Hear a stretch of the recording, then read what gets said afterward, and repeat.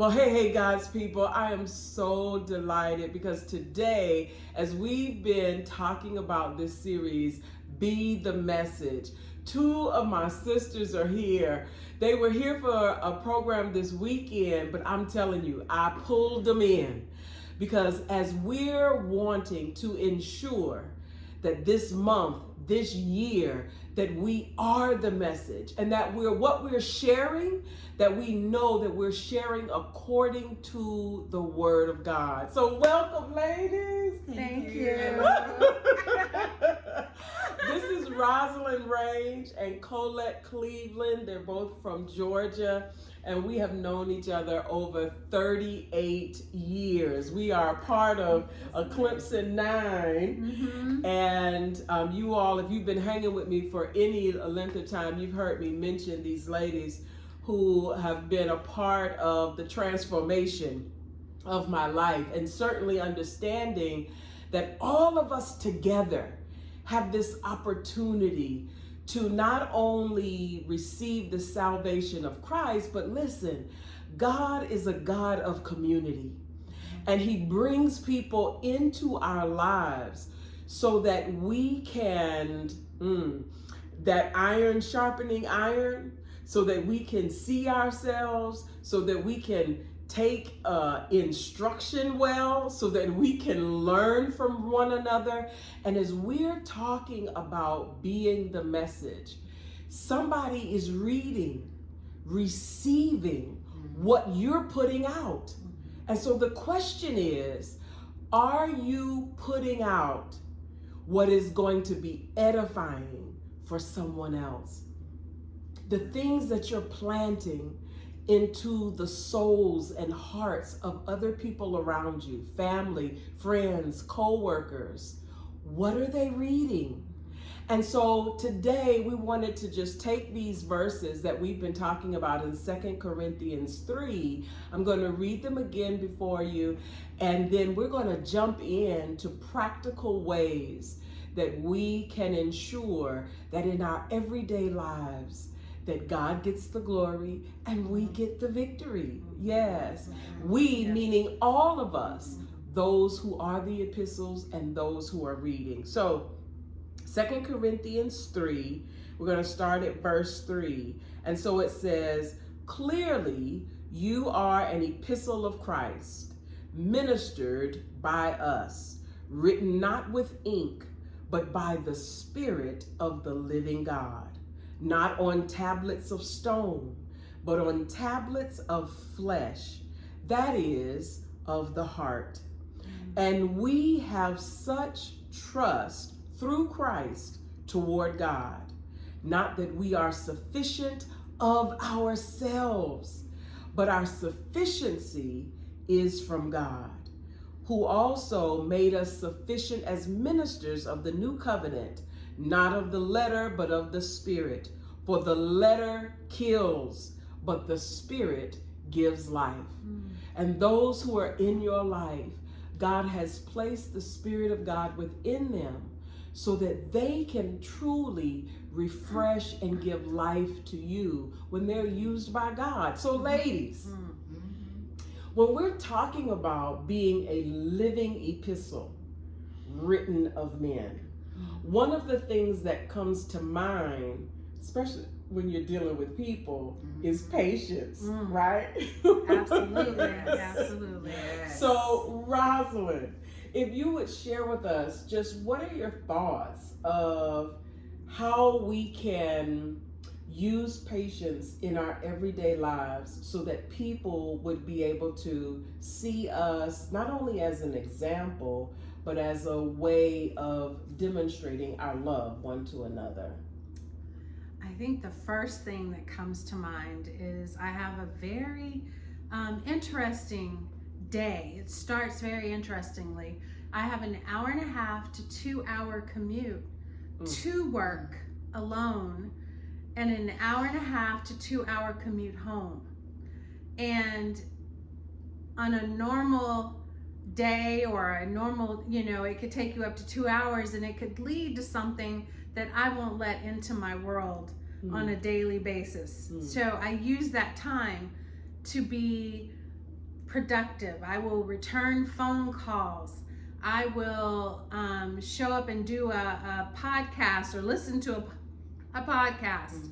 I listen to yours on my commute into work, and it helps me when I get out of the car to show up as if I never had but just a 15-minute commute. I show up present.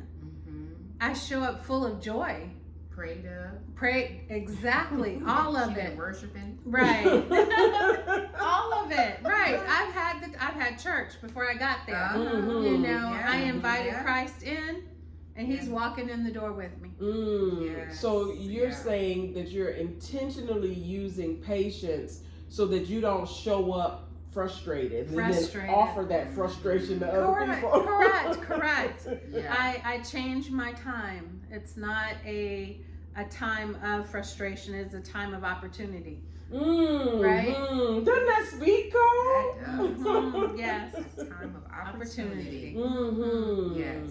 So an opportunity for you to, I guess, develop yourself so that you can be a letter read on a Tuesday, on a Friday. Correct. That's not, wait a minute, I thought she said she had a relationship with God. Why is she acting so? Right? No. Instead, what are the kinds of things that you hear? Well, let me, you might not boast about yourself. But I know, yes, the kinds of things that people say about your kindness, about your level of not only compassion, but expertise in compassion, right? As it relates to how you're helping and serving others. So you're using that to, you know, in Matthew 13, where it talks about that good ground, the seed of the word is going into good ground so it can be produced, the 30, the 60, the 100-fold. Correct. Yes. And not letting the cares of the world harm you or others. Right. You use it's a quiet time because you're in the car by yourself, but you're not by yourself. Right? And so if I use that time to better myself, so by the time I get to my destination, I've been sharpened, right? I've let go of the things that may have been bothering me. So by the time I get to my destination, I'm ready to give. I've filled my cup, so I'm ready to give by the time I get to the office. And you know, I want to add too, I think also, I love that it's a decision. For it, you know, it's a decision for you to bring forth more peace, more joy, you know, for people to be able to see that, man, I have a 2-hour commute too, but I come in frustrated. I come in ready to go home. Whereas she comes in revived and just full of life and giving joy, and the energy that you bring is so beautiful. It's always beautiful. Thank you. Thank you. So what I hear you all saying is, if you're going to be a letter written of men, because listen, like your mama used to say growing up, somebody is always watching. For sure. And so we then have to be intentional about what they're going to see. And it's not putting on a face, you're authentically receiving so that you can be yourself when people, that's so good. So correct. Okay, so with being intentional with patience, then I think the other thing is that we make things so complicated that people should be reading English when they read us, but they're reading a completely different language. And so I thought about simplicity in our examples, in our love, in the way that we show up. Cole, how can we be simplistically authentic? Wow, I love that. I love the way you phrase that. Well, I just want to, I think that we just need to tap into God so that he can show us how we can keep things more simple. Because I feel like when we complicate things, it's confusion. It can lead to confusion. So I love that right now, the way I'm launching the year, what God has given me is to simplify my life even more. And so I've kind of been on a path for years, but right now what's happening is we are decluttering every nook and cranny of our home. And it is making me feel I just feel so brand new. But I love that God can speak to you in a clean room, you know, just by getting rid of things that are old, you're not using. And He's ministering to me as we've been doing this. Just in the simple things of, you know, is that something that is serving you right now? It's not. Let that go. Release it. What God has given me, I was telling you guys to release so that I can receive. Release, receive, right? Yeah. And so simplifying your life there's such beauty in it. God is all in it. And that's really, it's what my life is about right now. And I know God is going to lead me into something even more beautiful this year. Thank you for Keeping that. it simple. Keeping it simple. Keeping it simple. Get Keeping it out simple. all the clutter and confusion.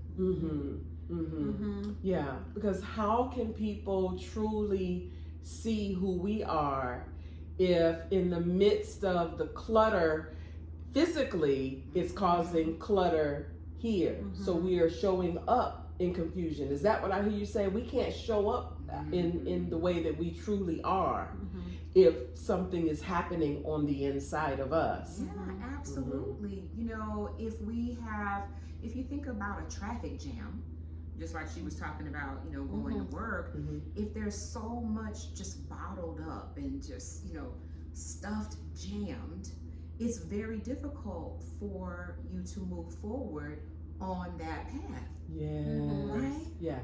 And so that's what we're talking about in regards to simplification. I feel if you simplify your life, I feel like you're able to move forward in the way that God has planned for you to move forward without all the confusion, without all of the things that don't belong, so that you really can get to where God has purposed you to be. Just removing all the stuff that should not be there. It sounds like noise, right? Yeah, Chaos and so noise. much. When you have so much clutter and things in your way, when you walk in the door and you're like, oh, I need to wash those dishes, I need to clean, I need to pick that up, So and much, you lose your peace as soon as you walk in. But your home is supposed to be peace, right? That's right. When you walk in the door. So I love that you are simplifying. It helps so much in everyday life, and it keeps you focused. You can focus easily when things are simplified. And I don't want people to think that it's just about decluttering a home, because my husband and I made a decision about, I guess it's been about 5 years now, to declutter our entire lives. And so we literally sat down and prayed, and we made some decisions on how to restructure our lives for simplification. And he says something that I love. He talks about simplification for duplication, magnification. And so it's like, if you simplify it, it just makes you better so that you can do the things that you were called and purposed to do. And so we scaled and we restructured the way I do business and came up with a plan on how we were going to simplify our lives even further and be able to streamline in all these other different areas. And it's giving us, it's putting like gas in our engines to be able to move forward and go. So it's not just about the home. Yes. You know, it can be about your overall life. Yeah, because it starts here, right? Even the intention of wanting to be a message for those around you, it starts here. It starts here. Well, I tell you what, ladies, you have made this word practical for our everyday lives.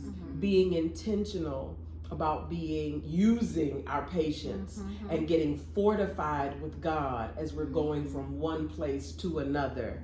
And then when we're in place, the simplicity of our hearts, our minds, our souls, our environment will assist us in becoming the message that God has created us to be.